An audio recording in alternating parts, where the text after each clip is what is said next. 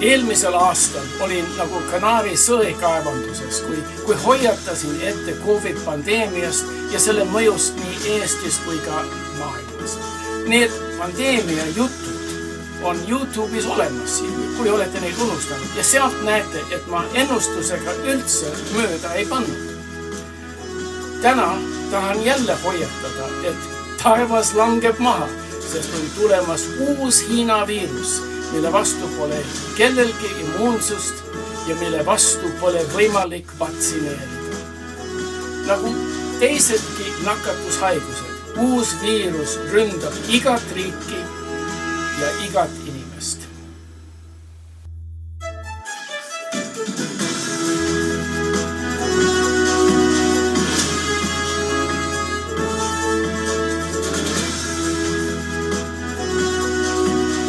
Ligi 30 aastat tagasi töötasin Hongkongis ja käisin sageli Hiina Liaoning osariigis Shenyang linnas loenguid pidamas.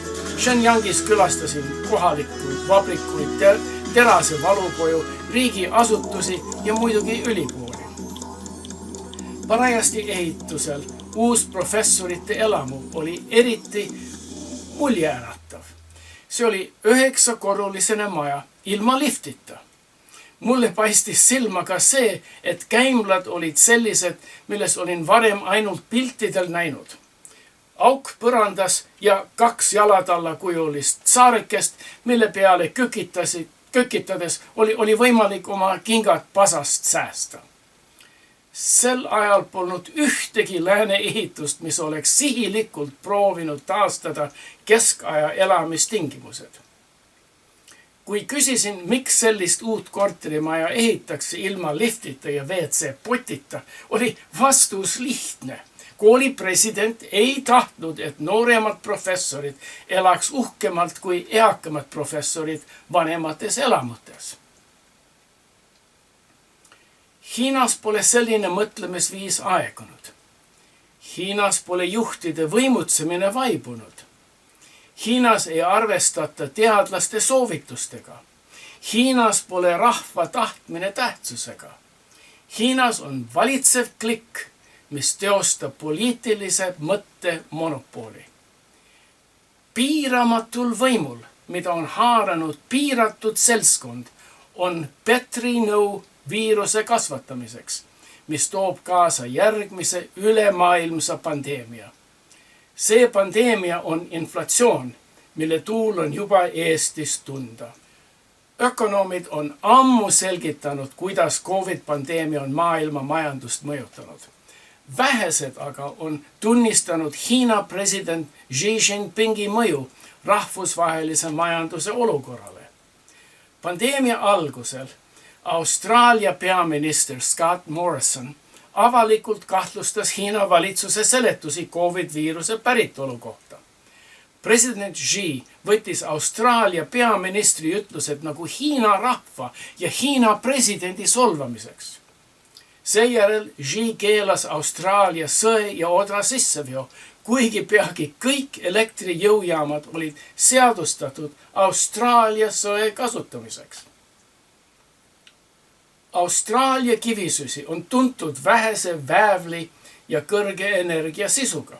Sõetransport laevaga Hiina idarannikule on märkimisväärselt odavam kui transport üle maa Hiina lääne pool kaevandutest oma riigile idarannikule, kus on muist elanikke ja seega muist jõujaamu.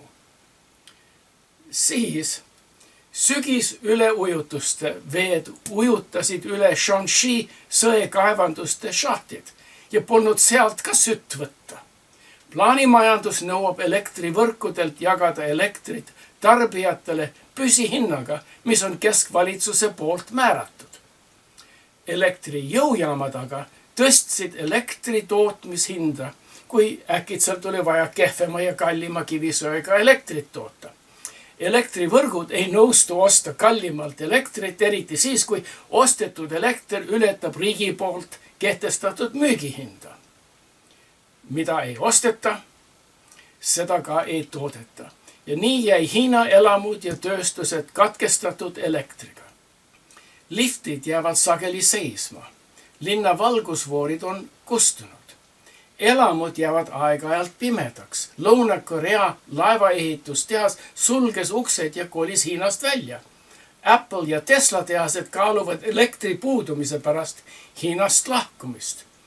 20 provintsi kannatavad pidevate elektrikatkestustega, sest Hiina on maailma vabrik ja vajab energiat tootmiseks ja kui elektrit pole, pole ka tootmist. See, mis Hiinas algas ühe mehe kapriisi pärast, ulatab palju kaugemale. Magneesium on väga tähtis mineraal. Palju alumiiniumisulamid vajavad magneesiumi, et alumiiniumi tugevdada. Ligi 90% maailma magneesiumi oli Hiinast pärit, aga sellepärast, et magneesiumi tootmine nõuab rohket elektrit, jäid magneesiumi sulatamised seisma. Tänapäeval on magneesiumi hind tõusnud 200% kõrgemale kui enne COVID-pandeemiat. Euroopa läbirääkijad üritavad praegu Hiina magneesiumi tootmist kuidagi uuesti käima lüüa. Aga alumiiniumi sulatamine vajab ka rohket elektrit ja seega Hiina alumiiniumi eksport on ka vähenenud. Alumiinsulamid, mida on vaja igat sorti auto ja mehaaniliste osadeks, on piiratud ja seetõttu tõusevad nende hinnad mitmekordselt nii Hiinas kui ka Euroopas, USAs ja Eestis. Nagu vaktsiinivastased on neid, kes eitaks tulevast kriisi. Kui palju alumiiniumit ja magneesiumit me ikka tarvitame? Aga Xi Jinping päästis suurema metsalise valla, kui arvesse võtama kriisi ulatuse, mis tema arusaamatu juhtimisel puhkeb Hiinast edasi üle maailma. Täiuslik torm on haaranud Hiina krediiditurgu. Firmadel on vaja krediiti, et toormaterjali osta, palkasi maksta ja tegevuskulud hüvitada, kuni klient on kauba eest maksnud. Aga tootmine on seisma jäänud elektripuuduse tõttu ja tehased vaevad krediiti, et ellu jääda. Tuleb välja, et Xi Jinping on ka krediidiallikaid kahjustanud. Esiteks, president Xi plaanimajandus prioritiseeris infrastruktuuri enne arendust. Keskvalitsus otsustas ehitada maju, kiirteid, raudteid ja lennujaami ja kaubanduskeskusi, kuigi hädasti oleks vaja olnud uuendada ja kindlustada elektri tootmist. Kiirarendus nii mitmes suunas on ära kasutanud võimalikud raharessursid. Näiteks peagi kõik kinnisvarafirmad, eesotsas kõige suurem kinnisvaraarendaja maailmas, Evergrande, on pankrotis. Hiina kinnisvarafirmad pole ainult Hiina siseturule võlglased, vaid on ka jaotanud oma võlakirju rahvusvaheliselt. Pankrotis firmad ei suuda maksta võlga oma rahvale ja kindlasti ei näe vaevu välismaa investoritele maksta. Seega mõjutab Hiina pankrotis kinnisvarafirmad rahvusvahelist krediiti, mida on vaja kõikidel tootjatel, ükskõik kus nad asuvad. Ja see pole kõik. Muist Hiina infrastruktuur on ehitatud võla peale, kas keskvalitsuse võlal või omavalitsuste võlal. Eeskujulik näide on hiinlaste oma Rail Baltica. Muidugi hiinlaste kiirrongiraudteed on meie Rail Balticast mitusada aastat moodsamad, aga ainult Shanghai, Beijingi vahel sõitvad rongid näevad adekvaatset sõitjate arvu. Mitte ühelgi muu raudteelõigul liiguvad võimaliku tihedusega rongid ja terve Hiina raudteevõrgustik on kahjumis. Kahjumis, millest pole võimalik välja saada, nii kaua kui rongipileti hind on peagi sama kõrge kui lennupileti hind. Probleem, mida meie varsti näeme ka oma Rail Balticaga.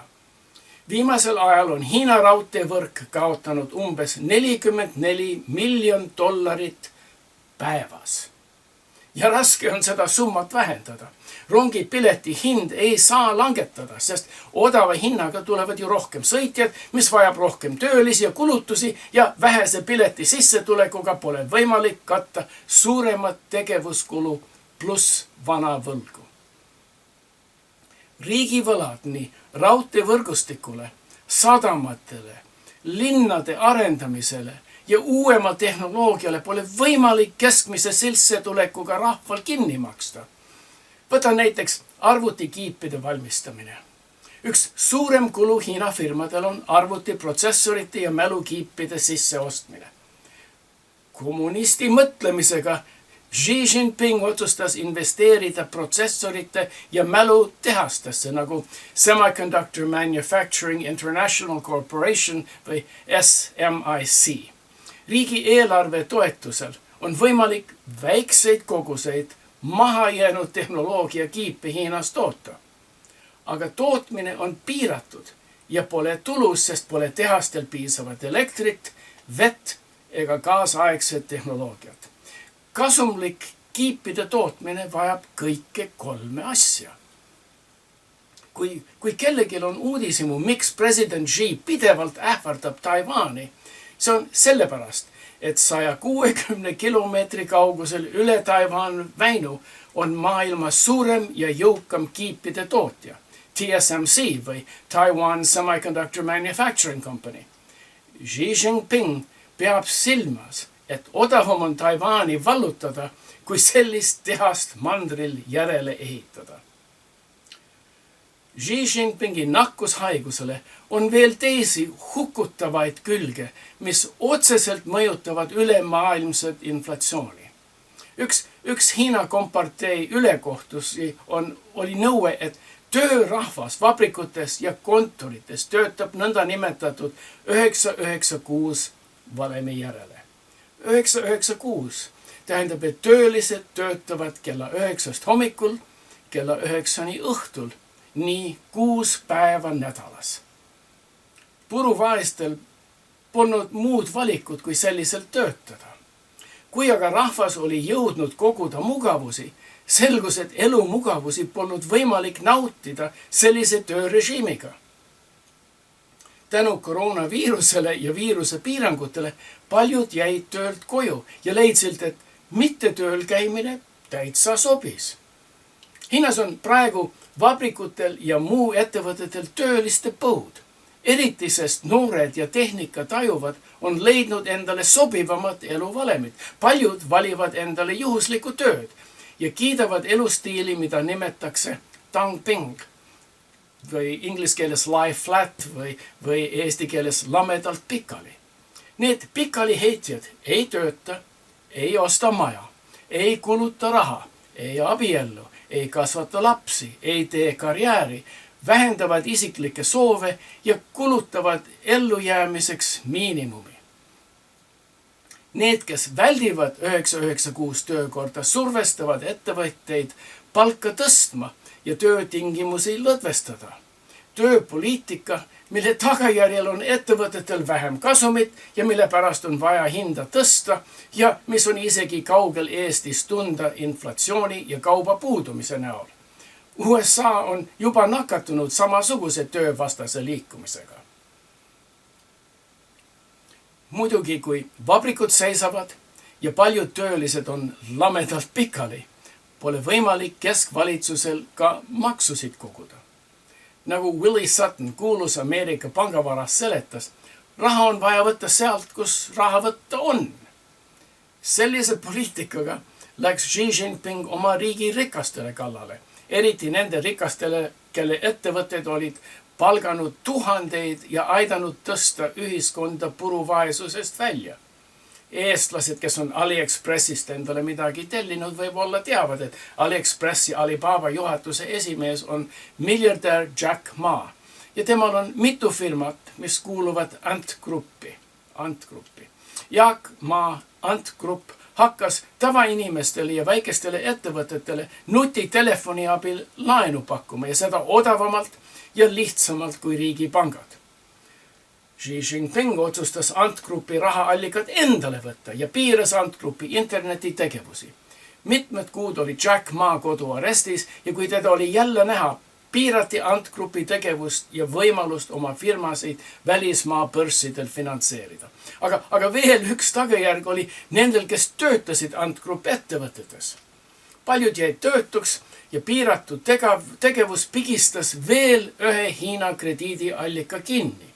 Jällegi, piiratud krediit piirab tootmist ja müüki. Väiksem tootmise maht maailmaturul tähendab hindade tõusu. Et kuidagiviisi kaupa endal leida ja muretseda, on vaja väheste toodete eest rohkem raha välja käia. Meid väljaspool Hiinat mõjutab kõik, mida Xi Jinping on alustanud. Meie nägime, et Hiina on ise põhjustanud endale energiakriisi. Hiinal on vaja asendada energiat kas uue söeallikatest või alternatiivallikatega nagu maagaas ja nafta. Seda suurem on Hiina nõudlus maagaasi ja nafta järele, seda kõrgemale tõusevad energiahinnad Eestis, Euroopas, USAs ja üle terve maailma. Venemaa ei keera selja võimalusena maagaasi hinda tõsta ja seetõttu on Euroopa talvekütte hinnad tõusuteel ja sellepärast pole loota elektrihindade langust. Paljud Euroopa elektrijaamad toodavad elektrit maagaasiga.